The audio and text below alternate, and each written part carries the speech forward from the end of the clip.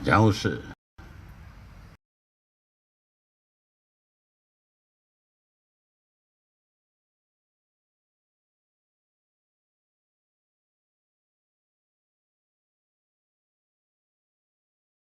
फसल को ताकतवर बनाना था,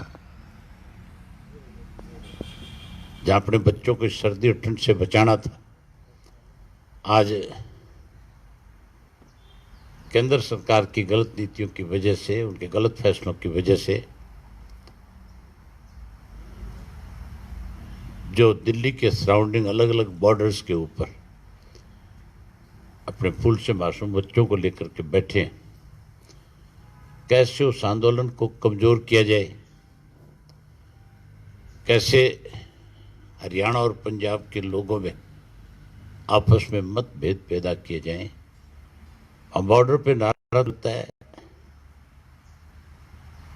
पंजाब हरियाणा की एकता का, छोटे और बड़े भाई का, और हमारी सरकार जो है उस छोटे और बड़े भाई में मतभेद पैदा करने के लिए एक दिन का उपवास करती है। ये उपवास नहीं, ये बकवास है। अगर सरकार को एसवाईएल की चिंता होती तो फिर एसवाईएल का फैसला तो 10 नवंबर 2016 को हरियाणा के हक में आ गया था, और फैसला आने के बाद 19 नवंबर को हमारे मुख्यमंत्री ने एक सर्वदलीय बैठक बुलाई थी। उस बैठक में एक निर्णय हुआ था कि हम देश के राष्ट्रपति से मिलेंगे और देश के प्रधानमंत्री से मिलेंगे, और उसमें यह तय था कि हमने अपना पक्ष जो है राजनीति से ऊपर उठ करके हरियाणा के किसान को उसके हिस्से का पानी मिले, इसके लिए कोर्ट के फैसले को ध्यान में रख करके केंद्र की सरकार से रिक्वेस्ट करेंगे कि इस फैसले को लागू करके और हरियाणा के किसान को उसके हिस्से का पानी दिलाओ। हम राष्ट्रपति से मिलने गए, मुख्यमंत्री के नेतृत्व में मिलने गए। हमने यहां तक भी कहा था कि मुख्यमंत्री जो फैसला लेगा हम उसके साथ होंगे, इसमें कोई राजनीति नहीं होगी। पंजाब की सरकार ने तो उस फैसले को मानने से इनकार कर दिया था, लेकिन हमने मुख्यमंत्री के साथ खड़े होकर के हरियाणा के लोगों को पानी मिले, इसके लिए उसकी लीडरशिप में, उसकी अगुवाई में, यहां तक भी उनको फ्री हैंड किया था कि जो फैसला, जो निर्णय आप लेंगे हम आपके साथ रहेंगे। लेकिन हैरानी की बात है, हम राष्ट्रपति से तो जाकर के मिल करके आए, उनको तो हम अपना मेमोरेंडम भी दे करके आए, बर्बल उनसे बातचीत करके आए, लेकिन हमारे प्रदेश के मुख्यमंत्री को 6 साल हो गए। 2016 नवंबर को आज जो है 5 साल कंप्लीट होके महीना, 1.5 महीना ऊपर हो गया।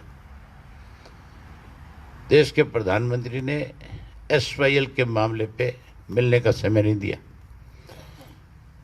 आज इनके मंत्री उपवास करते हैं, इनके एमपी उपवास पे बैठते हैं, मुख्यमंत्री उपवास करता है। उनसे पूछो कि आपने कोई एक चिट्ठी प्रदेश की सरकार की तरफ से जल संसाधन मंत्री को, एक चिट्ठी देश के प्रधानमंत्री को, केंद्र की सरकार को, आपके एक मेंबर पार्लियामेंट के, आपके इतने मिनिस्टर जो सेंटर में, उन्होंने कभी एक शब्द हरियाणा के हिस्से के पानी के लिए पार्लियामेंट में या प्रधानमंत्री के सामने इसकी आवाज उठाई, या कभी वो जाकर के इस सिलसिले में मिले? ये केवल लोगों का ध्यान बांटना चाहते हैं, किसान को कमजोर करना चाहते हैं, आपसी विवाद बढ़ाना चाहते हैं। भारतीय जनता पार्टी की सोच हमेशा ऐसी रही है कि लोगों को आपस में लड़ा करके उनको किसी तरह से कमजोर कर लो, और कमजोर करके हर चीज को लिंगर ऑन करके कहीं अपना दांव खेल लो। अगर मुख्यमंत्री को पानी की चिंता होती तो फिर दादूपुर नलवी नहर जो है, जिसके ऊपर 350 करोड़ पे हरियाणा प्रदेश की सरकार का खर्च हो चुका था, उस नहर को बंद करने की बजाय उस पर और पैसा खर्च करके हमारे 3 डिस्ट्रिक्ट को आत्मनिर्भर बना सकते थे। अंबाला, कुरुक्षेत्र और यमुनानगर तीनों डिस्ट्रिक्ट जो है, जहां आज नहरी पानी की सबसे बड़ी किल्लत है, वो तीनों के तीनों जिलों जो है टोटल नहर के पानी से वहाँ पे खेती पकती, किसान को सस्ता पानी मिलता, किसान के खेत में उपज ज़्यादा होती, क्योंकि वो सारा पानी जो है नदी का पानी था, पहाड़ से आ रहा था। पहाड़ की ज़मीन का पानी जो है उसकी वैसे भी ताकत बहुत ज़्यादा होती है। जिस ज़मीन में वो पानी नहरी पानी लगता है, उस पानी से ज़मीन की ताकत बढ़ती है, उसके खर्चे कम हो जाते हैं, पैदावार अच्छी होती है। लेकिन जानबूझ करके हरियाणा के प्रदेश को कैसे पानी से वंचित किया जाए, कैसे उसको बंजर किया जाए, कैसे उसकी ज़मीन से उसको बेदखल किया जाए, इस तरह के योजनाएं बना करके दादूपुर नलवी नहर बंद करी। SYL के बारे में कभी चिंता नहीं करी। अगर SYL के लिए किसी ने इस प्रदेश के अंदर सही मायने में चिंता करी तो जननायक चौधरी देवीलाल जी ने करी। सन 1987 में जब वो चीफ मिनिस्टर थे, उससे पहले उस नहर का निर्माण कार्य बंद हो गया था। उन्होंने नए सिरे से प्रयास किया था कि इस नहर का निर्माण हो और निर्माण होकर के हरियाणा को उसके हिस्से का पानी मिले। उसके बाद मामला कोर्ट में चला गया और कोर्ट में जाने के बाद इसके लिए अगर सबसे ज़्यादा प्रयास किए तो चौधरी ओम प्रकाश चौटाला जी ने किए। उनके प्रयास की वजह से 15 जनवरी 2002 को सुप्रीम कोर्ट ने फैसला हरियाणा के हक में कर दिया था और उसमें एक आदेश दिया था भी 1 साल में पंजाब की सरकार बनाए। अगर पंजाब की सरकार इसको पूरा नहीं करती तो केंद्र की सरकार की देखरेख में फिर से 1 साल और पंजाब की सरकार को दिया जाए।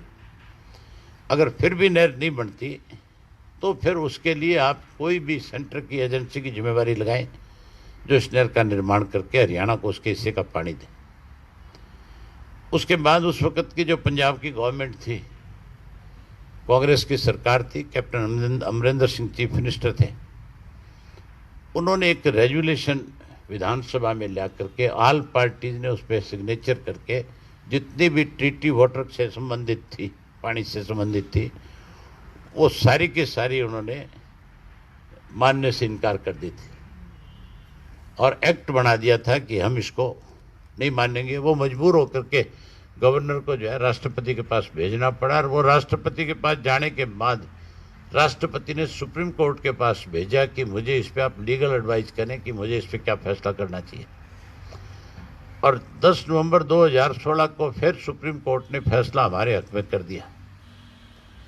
उसके बाद जब हम इस पानी के लिए सरकार के सामने अपना पक्ष रख रहे थे, हम हरियाणा के लोगों के साथ सरकार जो अनदेखी कर रही थी उसको लेकर के सरकार को जहाँ बारी बारी से उनकी आत्मा को जो जोड़ने का काम कर रहे थे, मैं आपको डिटेल बता देता हूँ। हमने सबसे पहले 15 नवंबर 2016 को राष्ट्रपति महोदय से SYL के बारे में चर्चा करी थी, उनसे जाकर के मिले थे। फिर 7 दिसंबर 2016 को प्रदेश के सभी विधायकों और खाप पंचायतों से SYL के निर्माण, उसके पानी को लेकर के उनसे सहयोग की अपील करी थी, जिसमें हमने हर पार्टी के विधायक, चाहे वो कांग्रेस का था, बीजेपी का था, चाहे वो मेंबर पार्लियामेंट हमारा बीजेपी का था, कांग्रेस का था, किसी भी पार्टी से था, उन सब से हमने कहा था भी इसमें हमें एक मत होकर के प्रदेश के किसान के साथ न्याय, उसको पानी मिले, उसके लिए लड़ना चाहिए। उसके बाद 23 फरवरी 2017 को हजारों प्रदेश के किसानों को साथ लेकर के हम शंभू के बॉर्डर पे गए थे पंजाब में, जहाँ से उस नहर का बंद करने का काम पंजाब की सरकार ने किया था, उसकी खुदाई के लिए। तब हमें वहाँ गिरफ्तार किया और हमें जेल में बंद रखा। जेल में बंद नहीं रखा, बल्कि हमारे साथ इस तरह का सलूक किया गया जैसे कोई हम आतंकवादी थे। हमें एक दूसरे से मिलने नहीं दिया जाता था, और जहाँ मिलने नहीं दिया जाता था वहीं खाना भी हमें जो है पेट भर भोजन नहीं मिलता था किसी को। उसके बाद 21 फरवरी 2017 को जो देश के तत्कालीन गृह मंत्री थे राजनाथ सिंह, उस वक्त के प्रधानमंत्री ने कहा था भी आप उनसे मीटिंग करो। हमने उनके सामने जाकर के भी अपनी बात रखी थी। बात नहीं रखी, मुख्यमंत्री तो उस बात को घुमा फिरा रहा था। मैंने वहाँ कहा था कि आपका सेंटर का जो है जिस वकील की जिम्मेवारी सेंट्रल गवर्नमेंट की तरफ से सुप्रीम कोर्ट में लगी थी, वो भी आपका यहीं पे मौजूद है।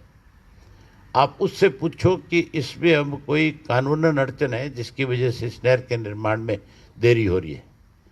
राजनाथ सिंह जी ने जब उनसे पूछा तो उन्होंने भी स्पष्ट कर दिया था, साफ कह दिया था कि जी कोई कानूनन अड़चन नहीं है। अगर इस नहर के निर्माण में कहीं कोई देरी है तो वो केंद्र की सरकार की वजह से है। केंद्र की सरकार चाहे तो कल ही इस पर काम शुरू कर सकती है, लेकिन उसके बावजूद इस चीज़ को लटका दिया गया। फिर 16 मार्च 2017 को प्रधानमंत्री से हमने दिल्ली के अंदर हजारों लोगों को साथ लेकर के गए थे, और दिल्ली में जाकर के फिर प्रधानमंत्री को ज्ञापन सौंप करके आए थे कि हमें हमारा हक दिलवाया जाए।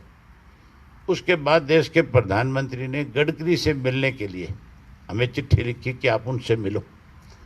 हमने गडकरी के सामने भी अपना पक्ष रखा, और गडकरी साहब ने उस वक्त में यहाँ तक भी कहा कि जितना पैसा केंद्र की सरकार की तरफ से पंजाब को देने की बात आएगी, मैं पैसा देने में भी नहीं हिचकिचाऊंगा, उतना पैसा उनको देंगे और इस नहर का निर्माण कराएंगे। लेकिन वो आज तक वैसा का वैसा अधूरा है।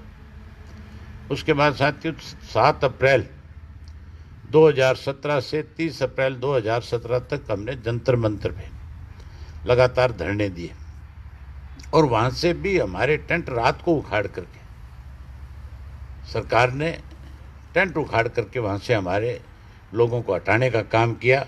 उसके बाद फिर लगातार हमने हरियाणा प्रदेश के अंदर 1 मई से लेकर के 3 जुलाई 2017 तक एक विधानसभा के अंदर पार्टी के कार्यकर्ताओं को बैठा करके धरने पे और ज्ञापन सौंपने का काम किया देश के प्रधानमंत्री के नाम। उसके बाद 10 जुलाई को फिर हमने हरियाणा की सारी सीमाओं को सील करके पंजाब को इस बात का एहसास कराया था कि अगर हमें हमारे हिस्से का पानी नहीं दोगे तो हम आपको हरियाणा में घुसने नहीं देंगे, और पूरा प्रदेश को जाम रखा था। उसके बाद 30 जनवरी 2018 को भाजपा के राष्ट्रीय अध्यक्ष अमित शाह को भी एसवाईएल के निर्माण के लिए हमने एक पत्र लिखा, उसका भी कोई जवाब नहीं आया। फिर 5 फरवरी 2018 को जल संसाधन मंत्री गडकरी से एसवाईएल के मामले में मिले, वहाँ भी केवल आश्वासन मिला, लेकिन किया कुछ नहीं। इस तरह से हमने लगातार फिर जेल भरो आंदोलन शुरू कर दिया था। जेल भरो आंदोलन जो हमने हर डिस्ट्रिक्ट हेडक्वार्टर के ऊपर जाकर के हजारों लोगों को एक जिले में जेल भरो आंदोलन में शामिल करके कहीं 20,000 की, कहीं 30,000 की, कहीं 50,000 की गिरफ्तारियां दी।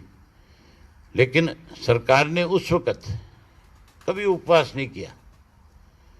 कभी इस सरकार ने नहीं सोचा कि हरियाणा के प्रदेश के किसान के साथ कोई अन्याय हो रहा है और उसको कैसे न्याय मिले, इसके लिए तुम्हारी क्या जिम्मेवारी है। अब नाटक करते हैं, नौटंकी करते हैं। अब उपवास के नाम के ऊपर अखबारों में खबर छपवाते हैं। किसी तरीके से हरियाणा अगर पंजाब के किसान में मतभेद पैदा करना चाहते हैं। जिस किस्म के ओछे हथकंडे इन्होंने अपनाए हैं, उससे ये अपने इस योजना में कामयाब नहीं होंगे। किसान और ज़्यादा मजबूत होकर के अब आने वाले समय में केंद्र की सरकार को इस बात के लिए मजबूर करेगा, और बड़ी संख्या में किसान वहाँ जाएंगे और जाकर के केंद्र की सरकार को मजबूर करेंगे, और हर हालत में इस किसान दिवस पे कल शपथ लेंगे कि हम तब तक इस आंदोलन को इसी तरह जारी रखेंगे जब तक किसान के साथ न्याय नहीं हो जाएगा, तीनों कानून वापस नहीं हो जाएंगे। मैं अपनी पार्टी के सभी साथियों को आपके माध्यम से फिर एक बारी कहना चाहूँगा कि अगर आप चौधरी देवीलाल की नीतियों में विश्वास और भरोसा रखते हो तो इस किसान आंदोलन को और मजबूत करने के लिए आप हर घर से एक व्यक्ति की अपने की जिम्मेवारी लगाओ, जो जाकर के उस ना केवल आंदोलन को, जहां उस फसल को ताकतवर बनाना था, जहां अपने बच्चों को सर्दी और ठंड से बचाना था, आज केंद्र सरकार की गलत नीतियों की वजह से, उनके गलत फैसलों की वजह से